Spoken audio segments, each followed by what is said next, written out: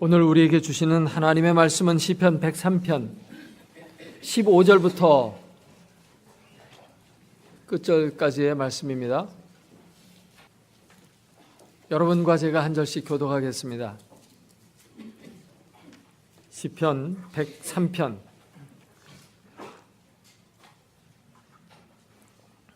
15절.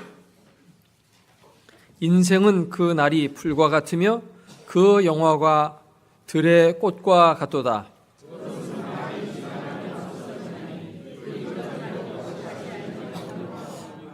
여호와의 인자하심은 자기를 경외하는 자에게 영원부터 영원까지 이르며 그의 의는 자손의 자손에게 이르리니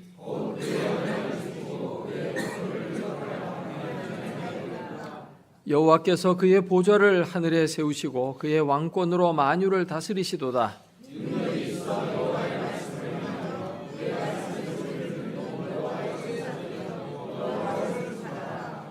그에게 수종들며 그의 뜻을 행하는 모든 천군이여 여호와를 송축하라. 그가 다스리시는 모든 곳에 있는 너희여 여호와를 송축하라. 내 영혼아 여호와를 송축하라. 아멘.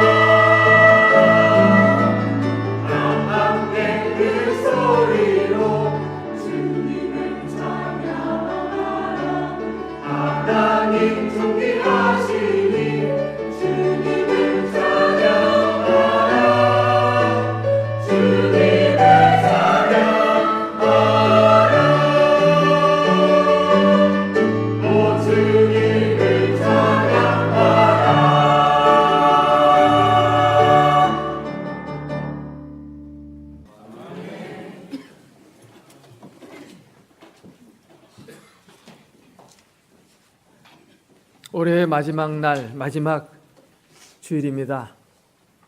이제 새해가 몇 시간 남지 않았습니다. 한 해 동안 베풀어 주신 하나님의 은혜에 먼저 감사를 드리고 또 새해 복 많이 받으시기를 축복합니다. 우리 옆 사람에게 이렇게 인사를 나누었으면 좋겠습니다. 올 한 해 우리 집사님과 함께 신앙생활 할 수 있어서 행복했습니다.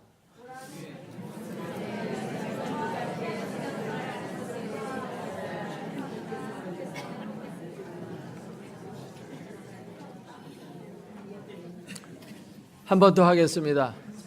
집사님의 따뜻한 사랑과 친절은 제 가슴 속에 영원히 기억될 것입니다.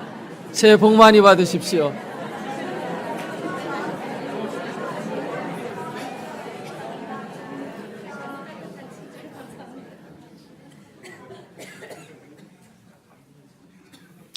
마하트마 간디가 영국에서 유학할 때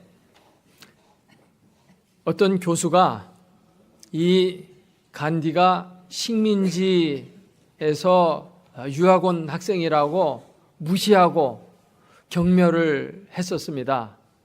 한 번은 그가 이 간디에게 이런 질문을 했습니다. 간디군, 길을 가다가 두 개의 자루가 있었는데 한 자루에는 돈이 가득 들어있고 다른 자루에는 지혜가 가득 들어있었네. 자네 같으면 어떤 자루를 선택하겠는가? 여러분, 어떤 자루 선택하시겠습니까? 네. 그때 간디는 이렇게 대답했습니다. 그야 당연히 돈 자루를 선택하죠. 그러니까 이 교수가 불쌍하다는 듯이 쯧쯧하면서 나 같으면 지혜의 자루를 선택할 것이네. 그러니까 이 간디가 이렇게 대답했습니다. 그렇겠죠. 각자 자기에게 없는 것을 선택하는 것은 당연한 것 아니겠습니까?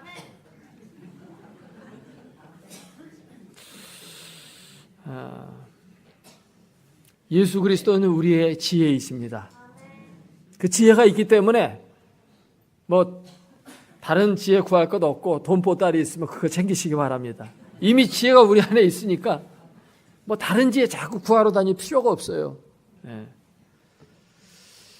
오늘도 내일도 여전히 예수 그리스도가 참다운 지혜요 힘이요 능력으로 내 안에 계시는데 다른 게 있는가 해가지고 계속 텔레비전 앞에 앉아가지고 새로운 거 없나 하고 찾은 사람도 있고 세상 사람들에게 자꾸 기울을 기울이면서 어디 새로운 거 없나 이렇게 찾는 사람들이 많이 있습니다. 그럴 필요 없죠. 세상에는 두 종류의 사람이 있습니다. 한 사람은 자기 자신을 믿고 살아가는 사람이에요. 자기의 힘, 자기의 건강, 자기의 지혜, 자기 자신을 믿고 살아가는 사람이 있어요. 또 다른 사람은 하나님을 믿고 의지하면서 살아가는 사람이 있습니다. 결국 세상은 이 두 종류의 사람으로 나누어집니다. 하나님을 믿느냐 아니면 자기를 믿느냐. 세상에서 잘 나가는 사람을 가리켜서 뛰는 놈 위에 나는 놈 있다 이런 말을 또 합니다만 아무리 날고 긴다 할지라도 붙어가는 사람을 당할 수가 없습니다.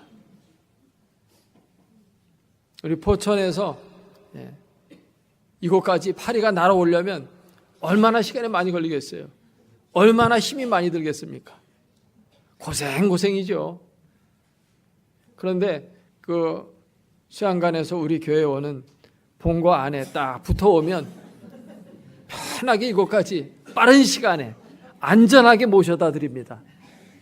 우리가 주님께 붙어 있으면 세상에 날고 기는 사람들보다 더 풍성하고 승리하는 아름다운 삶을 살게 될 줄로 믿습니다. 오늘 이 시편 103편은 다윗의 시로서 여호와를 송축하라는 주제를 담고 있습니다.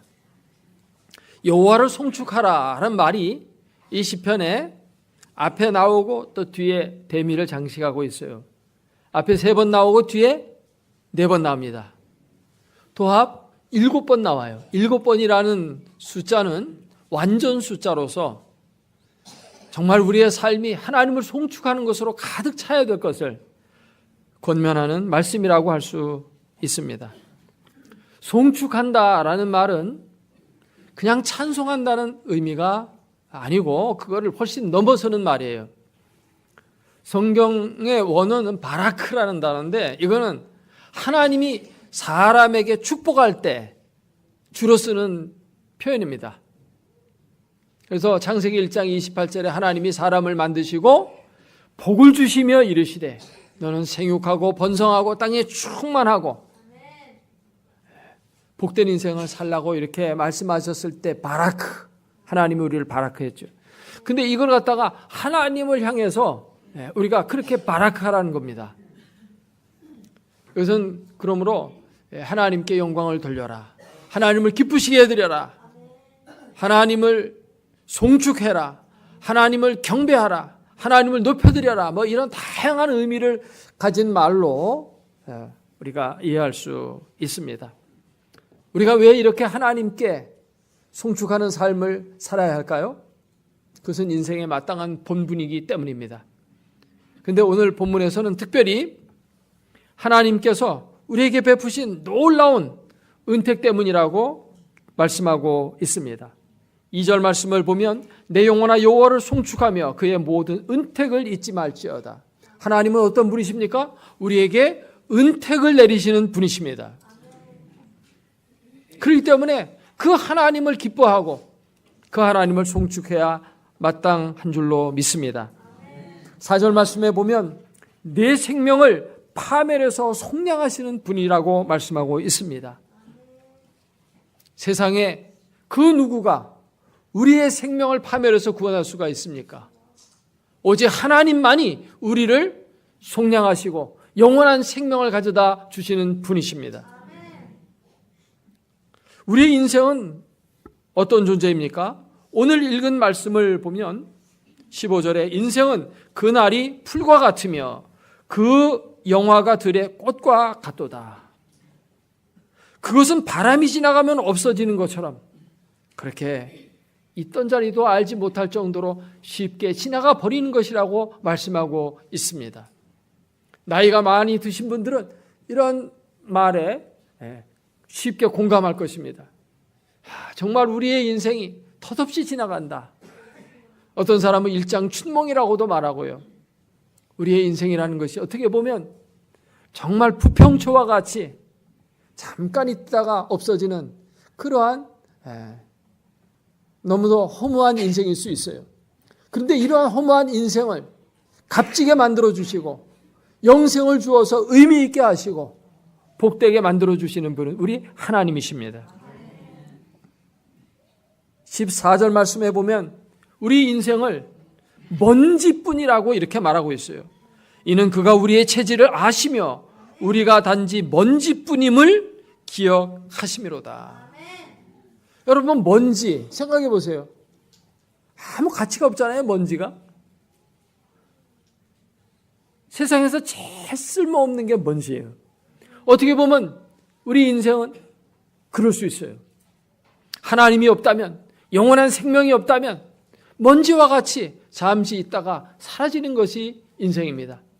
그런데 하나님께서 우리를 파멸해서 건져서 영원한 생명으로 속량하여 주셨다는 것입니다. 얼마나 값지게 만들어 주셨어요. 그러므로 우리는 하나님을 송축해야 한다는 것입니다. 오늘 말씀에 보면 특별히 하나님께서 우리에게 생명을 파멸해서 속량하여 주시기 위해서 우리의 죄를 다 해결하여 주셨다라고 말씀하고 있어요. 오늘 말씀을 보면 특별히 10절에 보니까 우리의 죄를 따라 우리를 처벌하지 아니하시며 우리의 죄악을 따라 우리에게 그대로 갚지는 아니하셨으니 우리가 죄를 지었을 때 그 죄에 대한 대가로 우리를 대하셨다면 우리는 벌써 죽었을 것입니다. 그러나 하나님이 우리를 길이 참으시고 용납하여 주셨습니다. 뿐만 아니라 3절에 보니까 그가 내 모든 죄악을 사하시며 우리의 죄를 용서해 주셨다는 것입니다. 참으시는 정도를 넘어서서 용서까지 해주시는 분이시에요. 뿐만 아니라 12절에는 동이 서에서 먼 것 같이 우리의 죄과를 우리에게서 멀리 옮기셨으며, 동과 서는 끝도 없이 멀어요.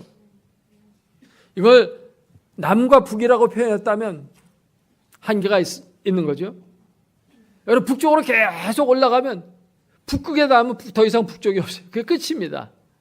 그러나 동과 서는 끝없이 가는 겁니다.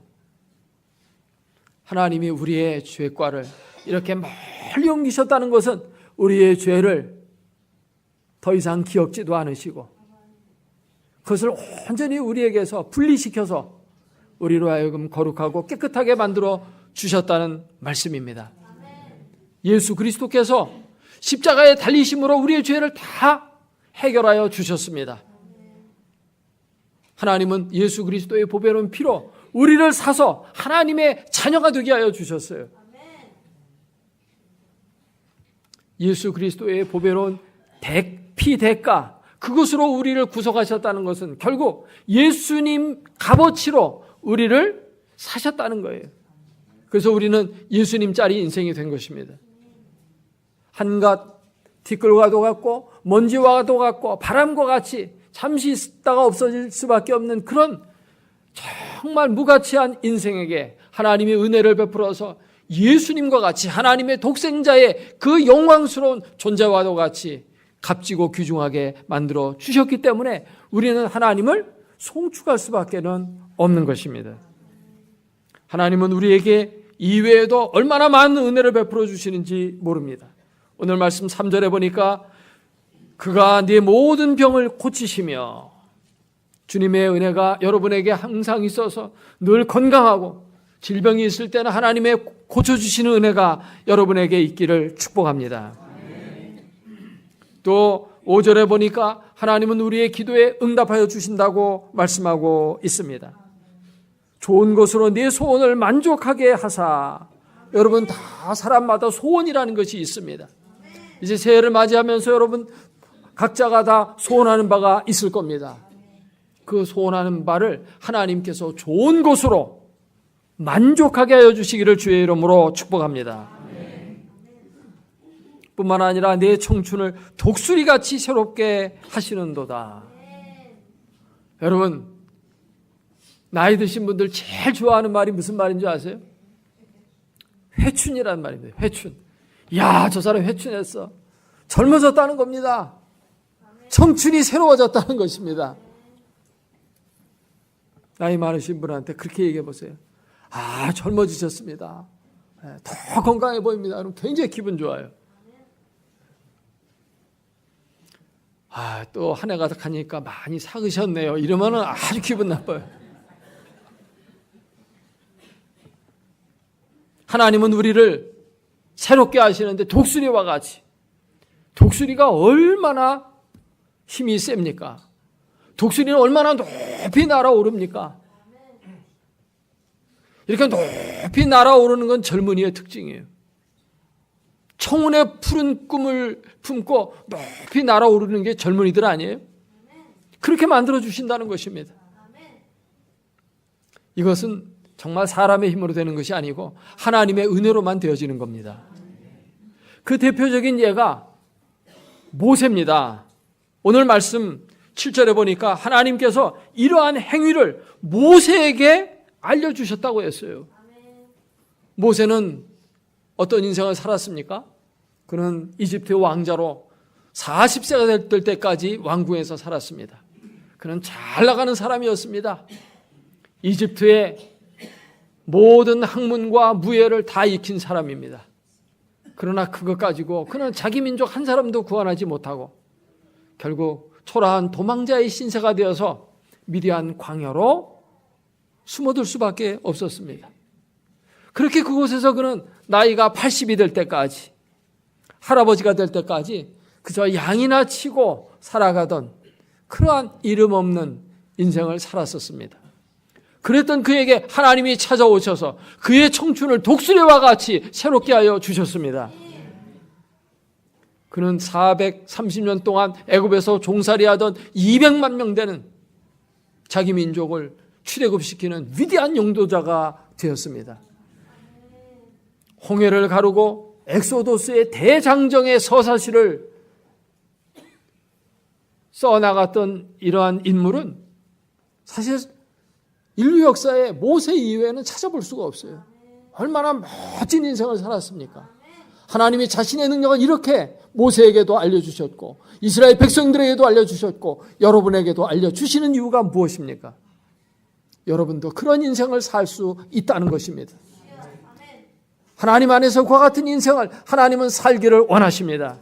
여러분 이대로 사시지 말고 새롭게 청춘이 독수리와 같이 새로워지는 인생을 새해에는 살 수 있기를 주의 이름으로 축복합니다. 하나님의 능력의 손에 붙들리면 사실 이와 같은 삶을 너무도 쉽게 살아갈 수가 있어요. 성경을 보면 이런 사람들이 약간 너무도 많이 나오잖아요. 아브라함은 75세가 되었을 때 하나님은 그의 청춘을 새롭게 하셨습니다. 자식을 낳을 수도 없고 100세가 다 되었는데도 아무런 소망이 없는 그러한 그 가정에 하나님께서 아들을 주시고 창대한 민족의 조상이 되게 하시는 이런 역사를 이루시고 민족의 소망이 다 끊어진 그때 하나님께서는 기드온에게 나타나서 미디안 13만 5천의 군대를 물리치고 300명으로 승리의 삶을 얻게 하시죠. 여러분 하나님의 능력의 손에 붙들리는 한 해가 되기를 주의 이름으로 축원합니다.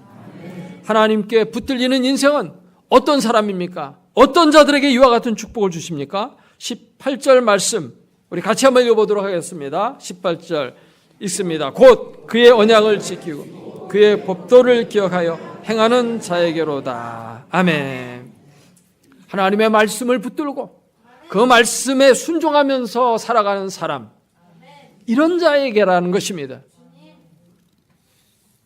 이것은 성경의 한결같은 교훈이에요. 이 시편은 다윗의 시거든요. 다윗이 그거를 삶으로 경험을 했어요. 그래서 그는 죽을 때 그 아들 솔로몬에게 이와 같은 유언을 남겼습니다.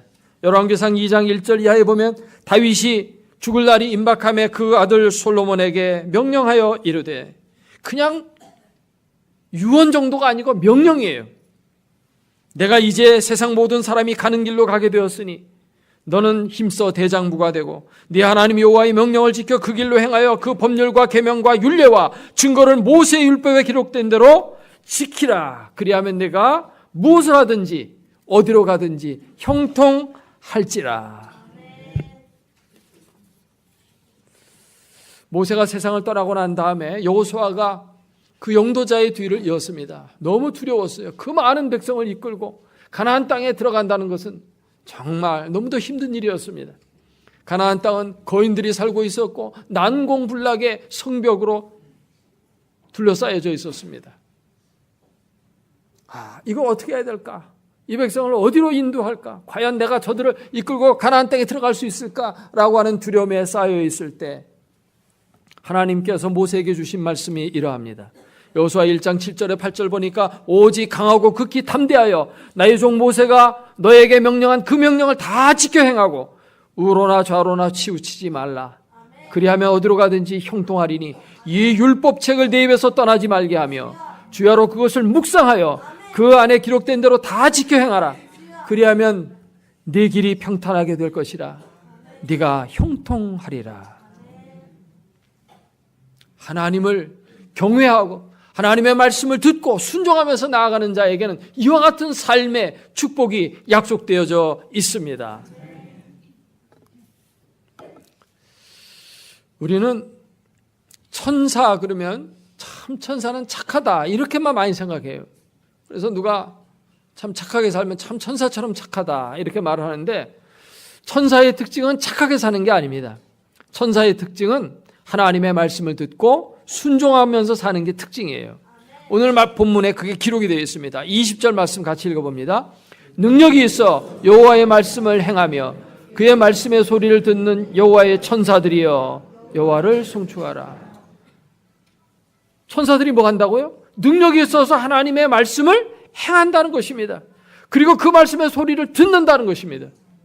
이게 여호와의 천사들에게 붙은 수식어예요. 천사는 뭐 하는 존재들이냐? 바로 이러한 존재라고 말씀하고 있습니다.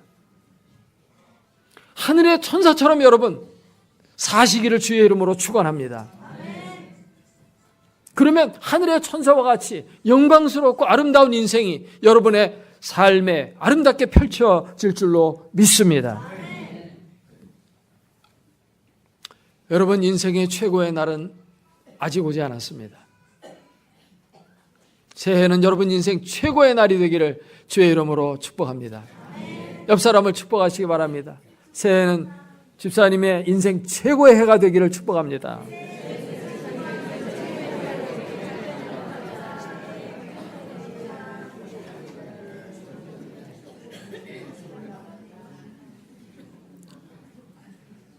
여러분, 인생 최고의 해가 되려면 하나님의 말씀을 들어야 돼요. 하나님을 바라보아야 돼요. 땅만 바라보면 밤낮 그 모습일 겁니다. 달라지는 게 없을 거예요. 여러분, 무엇을 바라보느냐가 여러분의 인생을 크게 변화시킵니다. 소돔과 고모라 땅이 멸망당할 때 하나님께서 그들에게 너희는 소돔과 고모라 땅에서 빨리 나와라. 이제 하늘에서 유황불이 떨어져 그 도시는 멸망한다. 빨리 나오는데 절대 뒤를 돌아봐서는 안 된다 그랬거든요. 그래서 이제 롯의 가족들이 빠져나옵니다. 빠져나오는데 롯의 아내가 뒤돌아봤어요. 그랬더니만 갑자기 그는 죽어서 소금 기둥이 되어버렸어요.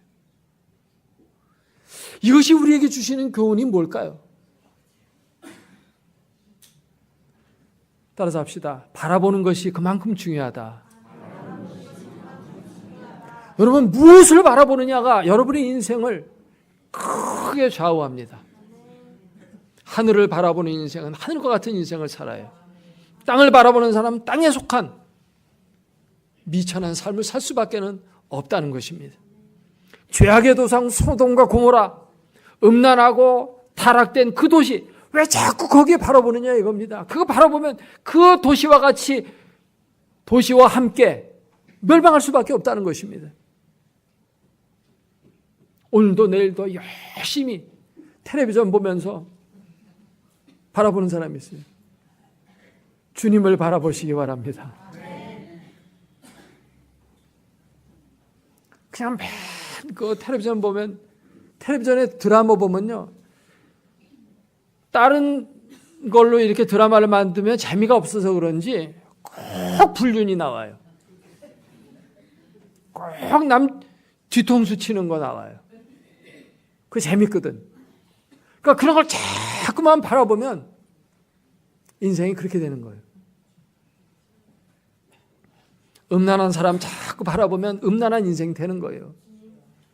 거룩한 사람 바라보면, 주 예수 그리스도를 바라보면 예수님처럼 우리의 인생이 화해지는 거예요.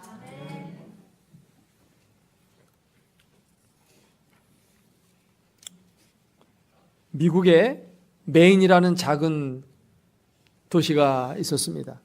근데 그 도시에 이제 댐을 건설해야 될 일이 생겨가지고 정부에서 좋은 땅을 제공하고 또 이주비까지 다 충분히 제공할 테니까 이제 이곳을 떠나야 됩니다. 라고 하는 이제 그런 말하자면 조례가 내려왔어요. 원래 그 도시는 참 깨끗하고 살기 좋고 거리는 아름답고 정원의 꽃들은 아름답게 피어있는 정말 좋은 도시였거든요. 근데 그 조례가 딱 내려오자마자 그 도시는 갑자기 더러워지기 시작했습니다. 거리는 지저분해지고 더 이상 정원의 꽃도 가꾸지 않고 쓰레기는 치우지도 않고 냄새나고 부패한 도시로 갑자기 도시가 몰락해 버렸습니다. 왜 그렇게 됐어요? 더 이상 그 도시에는 소망이 없었기 때문입니다. 이제 이사 가야 될 곳이기 때문에 그 땅에는 이제는 더 이상 관심이 없는 거예요. 그 도시에 대한 소망이 끊어지면 결국은 그들의 삶이 이렇게 무너져 내리듯이 여러분 천국에 대한 소망이 끊어져 버리는 사람, 인생이 무너져 내립니다. 새해에 아무런 소망과 비전과 꿈도 없이 그냥 살아가는 사람은 인생이 방자해져요.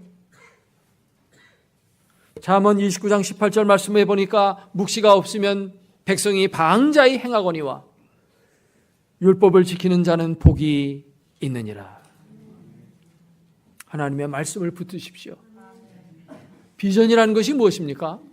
새해에는 비전 품어라 많이 말하는데 비전은 성경에서 보면 하나님의 말씀이에요. 하나님의 말씀을 통해서 비전이 오는 겁니다. 비전 품으라는 말은 성경 표현에 의하면 말씀을 붙들으라는 거예요. 하나님의 음성을 듣고 그 하나님이 어떤 분이신지를 알며 그 하나님이 나를 향하신 뜻을 깨닫고 그 하나님의 뜻을 이루어가는 삶이 성공적인 인생이 되는 겁니다. 새해에는 이와 같은 아름다운 삶이 여러분에게 펼쳐지기를 주의 이름으로 축복합니다. 하나님의 말씀을 잃어버리면 인생이 방황하게 되고 방자로 흐르게 됩니다. 그러나 하나님의 말씀을 붙들게 되면 삶의 질서가 잡히고 하나님이 나를 다스리시는 건강한 삶이 이루어지게 됩니다. 새해에는 하나님을 의지해서 값지고 멋진 승리의 삶이 여러분의 것이 되기를 주의 이름으로 축복합니다. 같이 기도하겠습니다. 오늘 주신 말씀 생각하며 통성으로 기도합니다.